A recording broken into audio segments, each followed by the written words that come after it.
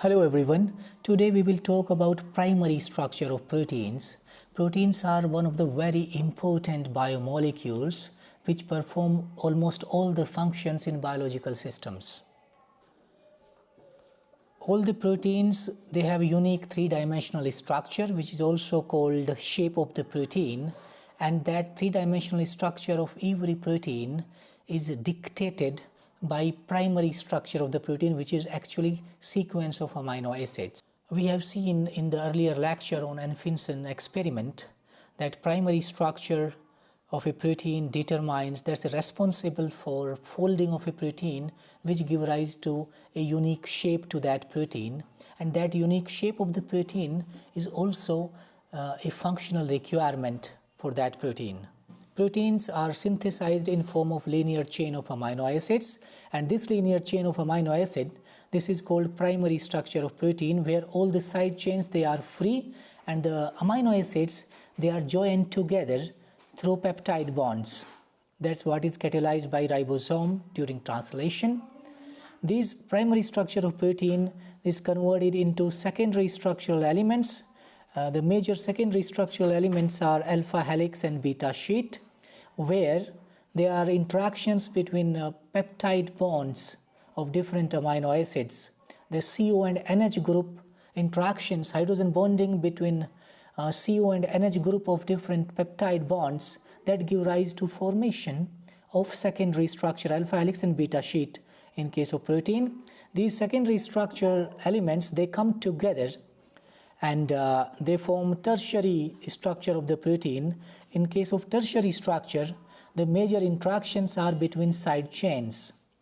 So like in case of secondary structure formation, the interactions were between main chain CO-NH groups, hydrogen bonds in terms of interactions.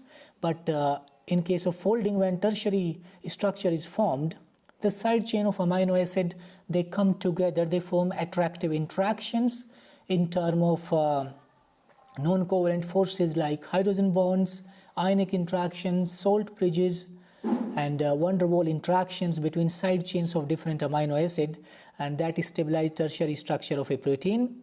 And most of the protein, they exist in form of oligomeric structures, where individual polypeptide, they fold independently and then come together through covalent or non-covalent interactions. So in such case, the proteins are called quaternary structure of the protein. The structure is called quaternary level folding, where more than one polypeptide, they come together and perform a particular function. Each protein has a unique structure, and that unique structure or shape, that is basically governed by amino acid sequence of the protein. That's what we concluded from Anfinsen experiment. This primary structure, this folds into space and acquire a unique shape, and that process is called protein folding. Protein synthesis occurs in cytosol with the help of ribosome, where amino acids, they polymerize, they form peptide bonds, and eventually give rise to the sequence of amino acid, what you call polypeptide. And this sequence of amino acid is called, basically, it's a primary structure of the protein. For example, here methionine is the first amino acid, then it reacts with second amino acid, aspartic acid, give rise to a peptide bond. Similarly, this dipeptide, it will react to third amino acid like leucine here and form a tripeptide, and so on. And this process of peptide bond formation is catalyzed by large molecular assembly called ribosome in cytosol. So ribosome basically translate sequence from messenger RNA into protein sequence, and this sequence of protein is termed as primary structure of the protein.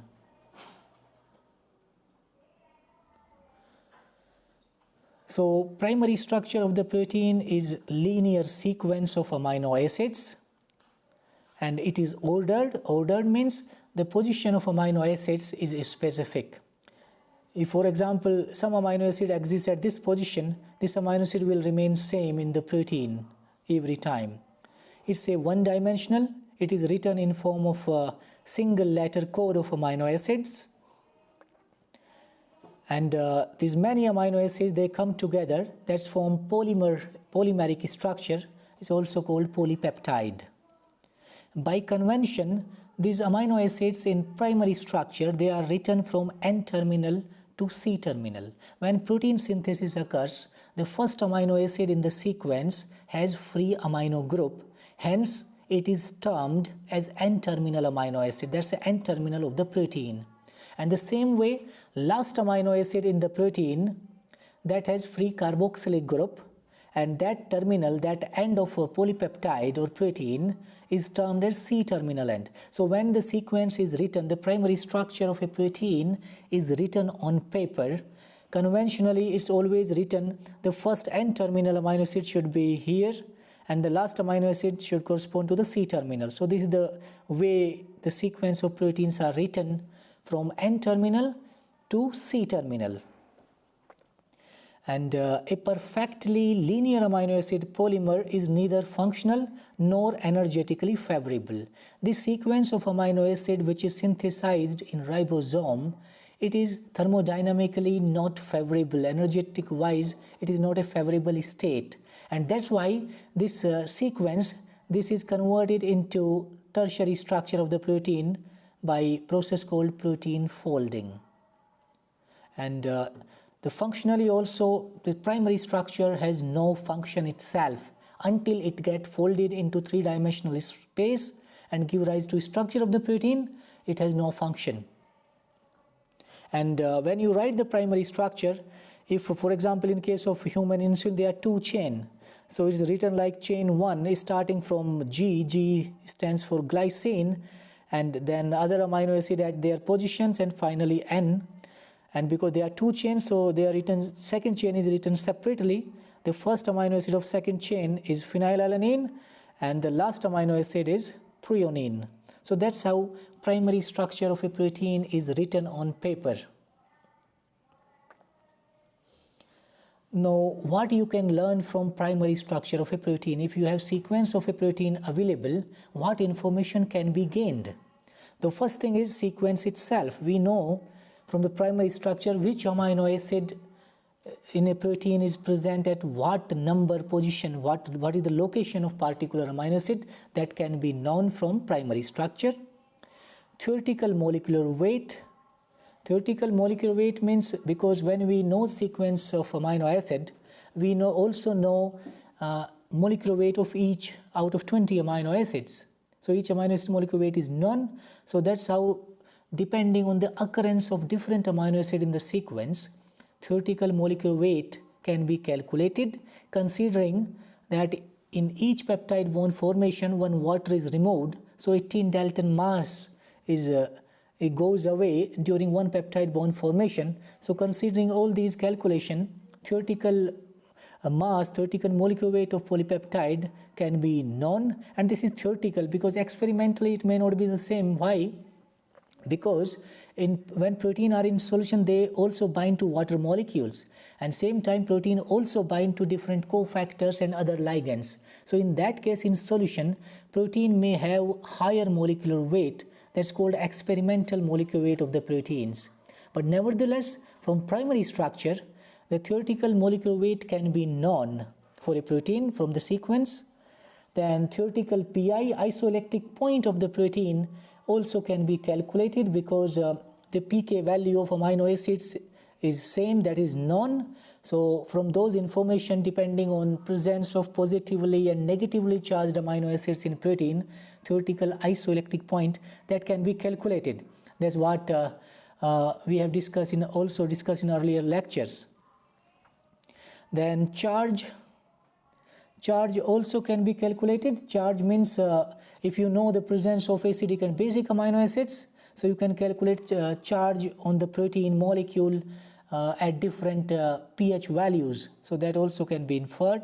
Then extinction coefficient, from the sequence we know that which amino acid is occurring in what number in the protein. For example, if you want to calculate extinction coefficient of a protein at 280 nanometer, so in that case we know that from primary structure We know that how many tryptophan, tyrosine, they are present in the protein. So from those number of tryptophan, tyrosine, aromatic amino acids, the molar extinction coefficient of the protein can be calculated by multiplying molar extinction coefficient of individual aromatic amino acid by their occurrence, the number of that amino acid present in the protein.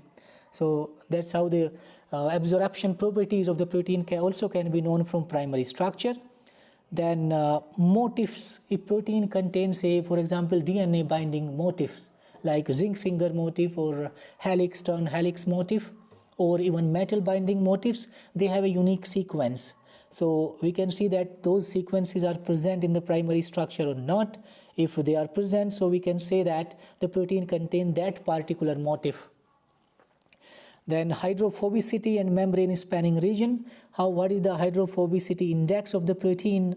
Depending on the number of different hydrophobic amino acids, whether the protein span lipid bilayer is a receptor or is a soluble protein, that also can be inferred from the primary structure. Then post-translational modification sites also can be known. For example, if the protein is having glycosylation or not. If we talk about there is one glycosylation called N-glycosylation, where asparagine side chain it is linked covalently to sugar moieties. So in case of N-glycosylation, there is a motif called asparagine, then any other amino acid, then threonine or serine. So X can be here any amino acid but not proline.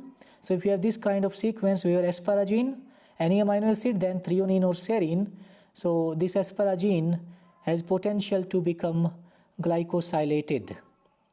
So just from this motif structure, it can also be predicted what are the potential post-translational modification sites present in the protein. Now, but there are many important information which cannot be deduced from primary structure of the protein. In that case, protein, you need to have the protein synthesized and you perform different biochemical functions and also understand its tertiary structure. For example, shape of the protein. From primary structure, from just sequence of amino acid, what kind of shape the protein has in solution, that cannot be known. Similarly, function of protein also cannot be determined from primary structure. In fact, if there is a similar protein known in database, sequence similarity search may be performed. If it matches to whatever protein, the protein may have the same function, although to confirm that, you need to have the protein in hand. Even the shape, the 3D structure of the protein, that also can be deduced from primary structure using in silico methods, but computational methods, they have their own limitations. Then active site residues. From sequence of amino acid, you cannot know which are the residues, amino acid residues present in active site. They are responsible for function of the protein. Then experimental PI. Theoretical PI of a protein can be calculated from sequence, but the actual PI, the experimental PI, cannot be calculated just from the sequence. That we have discussed in earlier lecture, because the experimental PI is always different. As when protein folds, their side chain, their charge group, they are not free. They interact with one another, form attractive interactions, Coulombic forces. As a result of those Coulombic forces and stabilization of the charged states of the groups, their pK values varies, they are different.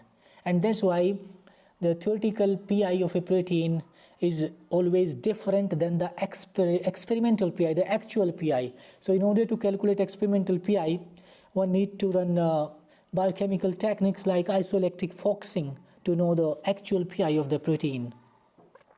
Then charge distribution also cannot be known, because on the surface, how charge is distributed, that cannot be understood just from the primary sequence. For that, you need to know shape of the protein, the 3D structure of the protein, or antigenic site. If the protein, which part of the protein can bind to antibodies, can generate immune response. that also cannot be known just from primary structure of the protein. Similarly, affinity of the ligands, if a protein binds or enzyme binds to some ligand, so how strongly that binds, that affinity cannot be calculated just from sequence of the amino acid, what is primary structure. So in order to get all this information, one need to have protein in hand, either purified from natural sources, or their proteins are produced recombinantly using recombinant DNA technology methods, using gene cloning and expression.